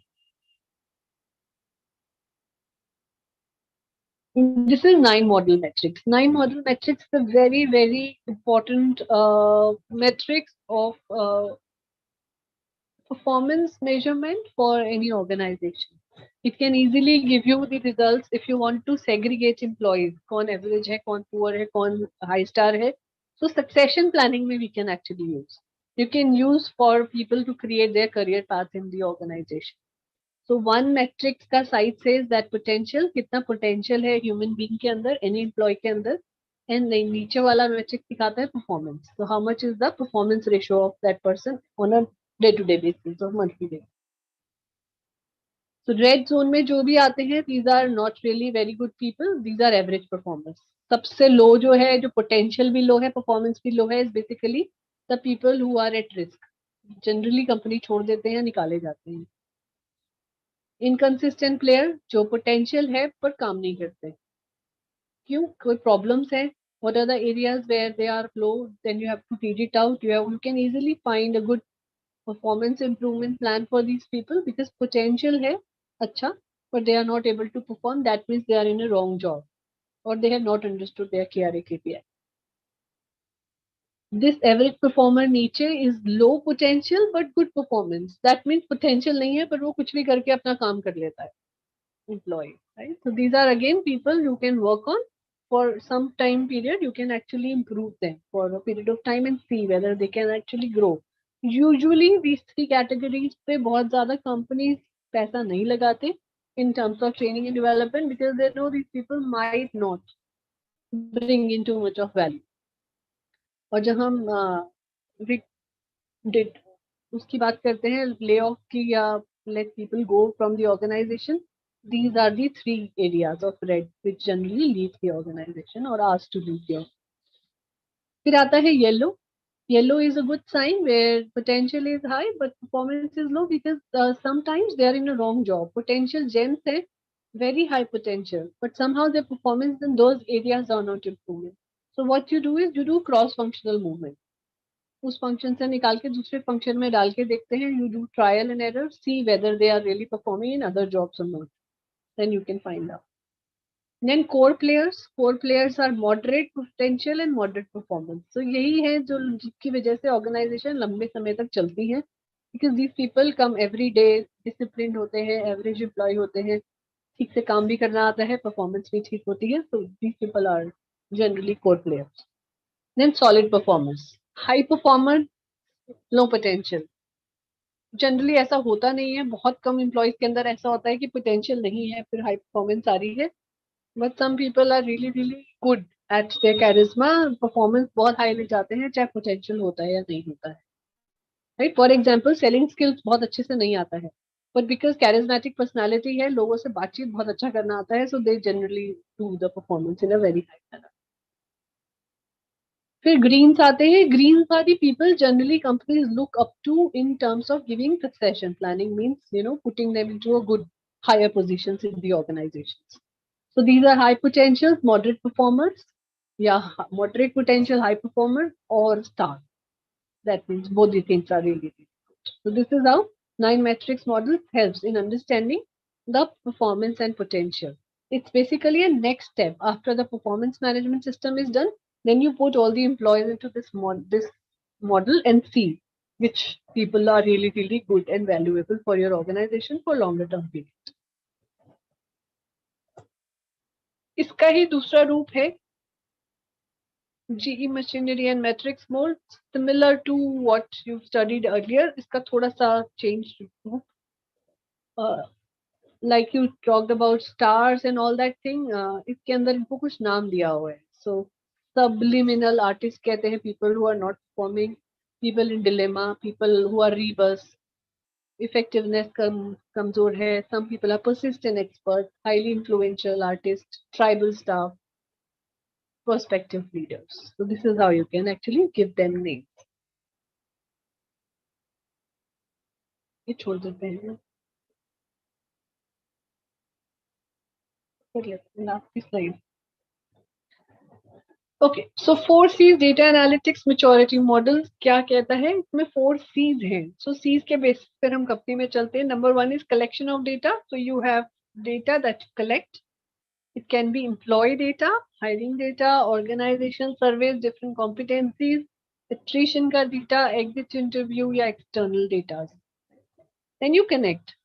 Then you see what kind of data is connecting and which is used for what purpose. So whether it is descriptive, multivariate analysis देगा, आप correlation, aggregation बीच में डाल सकते हो, SWOT analysis कर सकते हो, Six Sigma बीच में लेकर आ सकते हैं. All these are various methods that company use to see whether potential is there, performance orientation is there, or quality is there in the organization. So जैसे Lean Six Sigma है, Lean Six Sigma is a method that is being used in the organization to see how quality is actually. What kind of quality is the organization at? Then correct करते हैं. Trend क्या है? किस तरीके से हम decide करेंगे? क्या चीजें prioritize करेंगे? What needs to correct immediately? And then control करेंगे. That means monitoring and tracking. Dashboards बनाएंगे, अलग अलग तरीके के reporting देखेंगे, कहाँ पर क्या हो रहा है on a daily basis. So continuous improvement को हम follow करना शुरू कर देंगे. So this is called 4 C's data analytics maturity model of HR analytics that is being used. That's all about HR analytics. If you have any queries, go through these PPTs, 3 subjects, 3 topics. Negotiation, cross-cultural, HR analytics, and the last one that we did, compensation and benefits. Yeah, 3 take low. Wednesday तक you have time. See if you have some queries. You need to ask something. What is useful for your exam on Sunday? अब everybody is not here. How do I find out that Sunday को कितने बजे exam रखना है? How many of you are here? Ma'am, 6. No, whether they are here or not. दिख तो रहे हैं यहाँ पर सारे, but they are actually here or not. Yes, ma'am. We are here, ma'am. Yes, ma'am. अभी जब मैं क्वेश्चन पूछ रही थी तब तो कोई जवाब नहीं आ रहा था. अभी we are here मैम, की क्लास ओवर हो गई है. Anyways, अच्छा, let me know what time on Sunday you are comfortable for the exam. I have to tell sir so that he can do these things.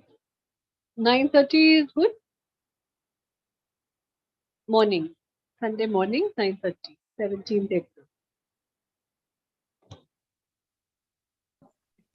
Ma'am, it will be little too early. Ma'am, थोड़ा आगे जा सकता है कि नहीं? बोलो time जल्दी बताओ तभी. थोड़ा आगे should not be in the afternoon. Morning hours ही रखो. Because then I have a class in evening. So I need that break. Sunday 17th.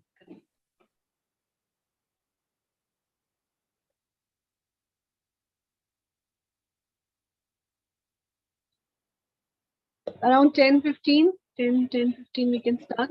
Let's start at 10. Okay, ma'am. And exam will not be for more than an hour or so. maybe an hour and a half. So not 2 hours complete. So we'll start at 10 and by 11:30 will be over. Ma'am, how the exam will be conducted? Means the There would be process certain question and answers we will do in theory, right? But I will accept the answers only of people who will immediately give the answers back. In the sense, before the exam is over, your pictures should come to us. Okay, ma'am. Last week, like we did last time, you take our test और हम लोग photo लेके भेजे थे. Things like that. Same.